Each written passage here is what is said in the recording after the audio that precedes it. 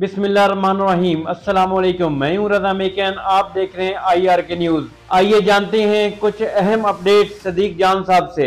Justice काजी फ़ाइज़ ईसा अपने बदतरीन दौर, अपने बदतरीन करियर का और अपने जुल्म और जबर और फस्तायत से भरपूर करियर का आखिरी दिन गुजार कर कोर्ट रूम नंबर 1 से चले गए हैं। आज काजी फ़ाइज़ ईसा अपने करियर का उन्होंने आखिरी केस सुन लिया है। अब मज़ीद उन्होंने कोई केस नहीं सुनना। जस्टिस काजी फ़ाइज़ ईसा कल जो है वो चैम्बर वर्क करेंगे। कल वो ओपन कोर्ट में नहीं बैठेंगे और कल ओपन कोर्ट में कोर्ट रूम नंबर 1 में कल जस्टिस जाहिया अफरीदी ही बैठकर केसेस की समाअत करेंगे। और बल्कि क्योंकि याहिया अफरीदी साहब ने अभी चार्ज नहीं लिया, तो ये भी हो सकता है कि अभी याहिया अफरीदी साहब की बजाय जो है वो अगर कल मुनीब अख्तर साहब हैं तो फिर सीनियरिटी में तो मुनीब अख्तर साहब बनते हैं जो कोर्ट नंबर 1 में कल बैठकर केसेस की समाअत करेंगे। बहरहाल देखना है कल क्या होता है। कल 10:30 बजे जस्टिस काजी फ़ाइज़ ईसा के लिए फेयरवेल है, उनको फेयरवेल दी जाएगी। और इस तरह से आज आप कह सकते हैं कि प्रैक्टिकली उनके बदतरीन फस्तायत और जबर के दौर का अख्ताम हो गया है। उनके ऊपर बात होती रहेगी, मुख्तलिफ हवालों से बात होती रहेगी। उन पे मैं अलग से वीडियो करूँगा कि जो है वो कल जब वो जाएंगे फाइनली, क्योंकि कल उनका आखिरी दिन है, वो ओपन कोर्ट में तो नहीं बैठेंगे, कल वो चैम्बर पर करेंगे, तो कल बहरहाल उनके हवाले से मजीद बात करेंगे। लेकिन काजी फ़ाइज़ ईसा के ओपन कोर्ट से उठ के जाते ही 1 घंटे में 5 अच्छी और बड़ी खबरें सामने आई हैं। देखें, कल मेरी बात हो रही थी बैरिस्टर साद रसूल साहब से। बैरिस्टर साद रसूल साहब ने ये कहा कि जो सबसे बड़ा इम्पैक्ट हम देखेंगे काजी फ़ाइज़ ईसा के जाने का, वो हम देखेंगे हाई कोर्ट्स के अंदर, क्योंकि हाई कोर्ट्स के जजेस के अंदर एक खौफ था। हाई कोर्ट्स के जजेस डरे हुए थे। हाई कोर्ट्स के जजेस जो इस्लामाबाद कोर्ट के जजेस जो डरे हुए नहीं भी थे, तो वो मोहताज ज़रूर हो गए थे पिछले 1 माह में ख़ास तौर पर, क्योंकि इस तरह की इतलात हैं कि काजी फ़ाइज़ ईसा ने कुछ जजेस को, हाई कोर्ट्स के जजेस को इन्फ्लुएंस किया और उनको उनकी सरजनिश की कि क्यों तुम जो है वो आइन और कानून के मुताबिक फ़ैसले दे रहे हो। जो वो आइन और कानून के मुताबिक फ़ैसले देकर तहरीक इंसाफ के, वो ज़ाहिर है वो हक़ में जा रहे थे। जब जुल्मी तहरीक इंसाफ के साथ हो रहा था तो काजी फ़ाइज़ ईसा उन जजेस को बराह इन्फ्लुएंस कर रहे थे। मैं एक चीज़ जो अपनी वीडियो में याद दिलाता रहूँगा जस्टिस जाहिया अफरीदी साहब को, जो चीफ जस्टिस पाकिस्तान है, अब पता नहीं कितने अरसे के लिए हैं, अगर ये फुल कोर्ट में ये केस जाता है तो ये वैसे ही आईनी तरमीम उड़ जाएगी, कि जाहिया अफरीदी साहब को 2 चीज़ों की तहकीकात ज़रूर करनी चाहिए। है बहुत मुश्किल कि वो इन चीज़ों की तहकीकात करें, क्योंकि वो कंट्रोवर्सी में नहीं पढ़ना चाहेंगे। पहला वो ये इस बात की तहकीकात करें कि काजी फ़ाइज़ ईसा किस तरह से हाई कोर्ट के जजेस को टारगेट करते रहे, इन्फ्लुएंस करते रहें। इस्लामाबाद हाई कोर्ट के किन किन जजेस को टारगेट करते रहें, किस जज से मुलाकात में उन्होंने क्या कहा था कि तुम तहरीक इंसाफ के हक में क्यों फैसले दे रहे हो, हालांकि वो जज आइन और कानून के मुताबिक फैसले दे रहे थे। दूसरा, और इसी के साथ मैं आपको बता दूं, लाहौर हाई कोर्ट के जस्टिस शाहिद करीम साहब को बहुत टारगेट किया था काजी फ़ाइज़ ईसा ने ओपन कोर्ट में। उनके खिलाफ बड़े घटिया, गलीज, नीच रिमार्क्स दिए थे और काजी फ़ाइज़ ईसा जो है वो जस्टिस शाहिद करीम साहब को बहुत उन्होंने टारगेट किया था, क्योंकि जस्टिस शाहिद करीम एक आज़ाद जज हैं, अपने हलफ से वफा करने वाले जज हैं। इसके अलावा भी लाहौर हाई कोर्ट के जो जजेस, उनके फैसलों को टारगेट किया काजी फ़ाइज़ ईसा ने। जस्टिस बाबर सत्तार का एक ऑर्डर जो ऑडियो लीक्स और ऑडियो रिकॉर्डिंग के हवाले से एक तारीखी ऑर्डर था, एक बहुत बड़ा ऑर्डर था, एक बहुत बड़ा हुक्मनामा था, उसको भी काजी फ़ाइज़ ईसा ने अपने यार जस्टिस ज़मीनुद्दीन के बेंच में लगा के उसको मुअत्तल किया था, क्योंकि जस्टिस बाबर सत्तार बहुत बड़ी जजमेंट देने जा रहे थे और जस्टिस बाबर सत्तार को भी बहुत टारगेट करवाया काजी फ़ाइज़ ईसा ने। और काजी फ़ाइज़ ईसा जैसा नमक हराम शायद ही पाकिस्तान की तारीख में कोई आया हो जिनकी वजह से वो ये सरकारी नमक खाता रहा है। उनके साथ किस किस के साथ क्या किया ये भी आपको बताएंगे। बाबर सत्तार साहब ने सबसे टेक्निकल जो पॉइंट था, जो सबसे टेक्निकल पॉइंट था उन काजी फ़ाइज़ ईसा के केस में, उसमें आर्गू जस्टिस बाबर सत्तार ने बतौर वकील किया था। ये जज तो बाद में बने। और फिर जब जस्टिस बाबर सत्तार के खिलाफ कंपेन चली और एक केस के दौरान जस्टिस अतर मिनल्ला साहब ने उनके हक में बात की, तो काजी को सांप सूंघ गया। काजी ने एक लफ्ज़ बाबर सत्तार साहब के हक में नहीं किया कहा था, बल्कि वो बाबर सत्तार साहब को टारगेट करवाते रहे, क्योंकि काजी का ये इल्ज़ाम था कि वो जो 6 जजेस का लेटर था वो ड्राफ्ट किया था जस्टिस बाबर सत्तार ने। ये काजी का उनके ऊपर इल्ज़ाम था। और एक चीज़ और, जो जस्टिस जाहिया अफरीदी साहब को जिसको ज़रूर जस्टिस जाहिया अफरीदी को जिसकी तहकीकात करनी चाहिए कि क्या ये बात दुरुस्त है कि जस्टिस काजी फ़ाइज़ ईसा की अहलिया सुप्रीम कोर्ट में बदतरीन मुदाखलत करती रहीं। क्या यह बात दुरुस्त है कि जस्टिस काजी फ़ाइज़ ईसा की अहलिया केसेस लगवाती रहीं और केसेस रुकवाती रहीं। क्या यह खबर दुरुस्त है कि काजी फ़ाइज़ ईसा की अहलिया 9 मई में 4-5 लोगों को जमानत देने वाले बेंच के एक जज के पास गई और उन्होंने शाउट किया।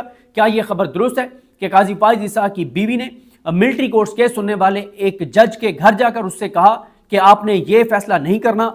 ये खबरें दुरुस्त हैं या गलत हैं, इनकी तहकीकात जस्टिस जाहिया अफरीदी साहब को करनी चाहिए। और अगर जस्टिस जाहिया अफरीदी साहब बिल्कुल आइन, कानून और अपने हलफ के मुताबिक चल रहे हैं तो जस्टिस जाहिया अफरीदी को इन चीज़ों की तहकीकात करवानी चाहिए।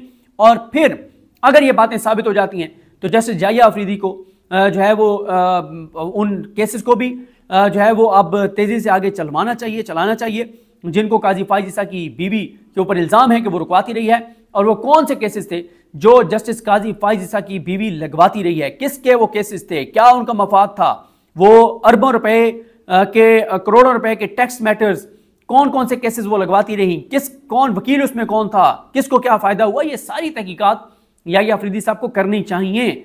और यकीनन वो एक अच्छी उम्मीद रखनी चाहिए कि वो करेंगे। मतलब आपके नज़र से कह रहा हूँ कि आप सब जो ज़ाहिर है एक उनसे होपफुल बहुत से लोग होंगे, लेकिन अगर मैं अपनी ज़ाती ओपिनियन दूँ तो मुझे नहीं लगता कि वो इस तरफ जाएंगे। पता उनको भी होगा कि जस्टिस काजी फाइज ईसा की बीवी क्या करती रही है, किस तरह से वो मुदाखलत करती रही है और किस तरह से ये सारे सुप्रीम कोर्ट के अंदर उनकी मुदाखलत थी। ये इल्ज़ामात बहुत लगते रहे हैं, लेकिन कोई इसके ऊपर मतलब खुल के बात नहीं करता था। और इसलिए कि आपने देख लिया कि किसके साथ क्या हुआ।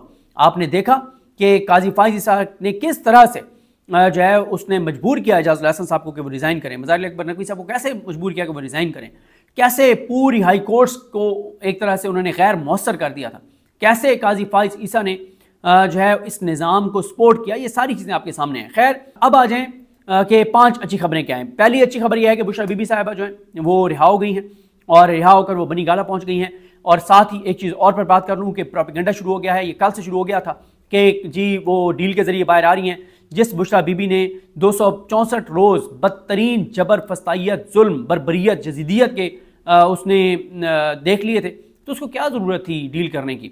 ये इसलिए कल से खबरें चलवाई गई क्योंकि पता था कि एक बदतरीन शख्स पाकिस्तान से दफ़ा हो रहा है और छोड़ रहा है ओहदा, तो उसके बाद ये फस्तायत, जबर, जजीदियत, बर्बरियत नहीं रह पाएगी। तो ये पता था कि आज बुशरा बीबी साहब को रिहा करना पड़ेगा। और अब हाई कोर्ट्स उस तरह से मोहतात नहीं होंगी, बहुत सख्त और खौफनाक ऑर्डर्स आएंगे और ये निज़ाम उन ऑर्डर्स के सामने रजिस्ट नहीं कर पाएगा। क्यों कि इस निज़ाम को तहफ़्फ़ुज़ देने वाला गुंडा जो है वो घर जा रहा है। तो उस गुंडे, उस बदमाश के जाने की वजह से ये बात पता थी कि अब वो यजीदियत और बर्बरियत जो वो फैला रहा था वो बरकरार नहीं रह सकती। तो इसलिए बुशरा बीबी को रिहा करना पड़ेगा। तो कल ही ये खबरें फीड कर दी गई टाउट्स के ज़रिए कि बुशरा बीबी जो है वो डील के ज़रिए रिहा होंगी।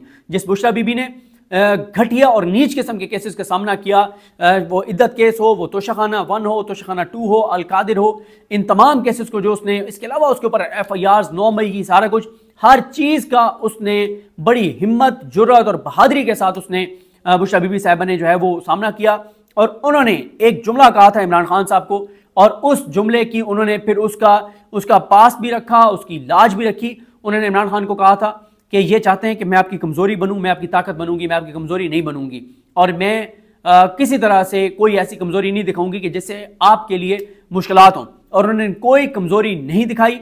इससे बड़ी बात क्या है कि बुशरा बीबी को जब बनी गाला शिफ्ट किया गया तो उन्होंने खुद दरखास्त दे के केस लड़ के और वो अडियाला शिफ्ट हुई। इससे बड़ी क्या बात है। ये शरीफों की तरह नहीं है जो डीलें करते थे, जो जेलों में अयाशियां करते थे।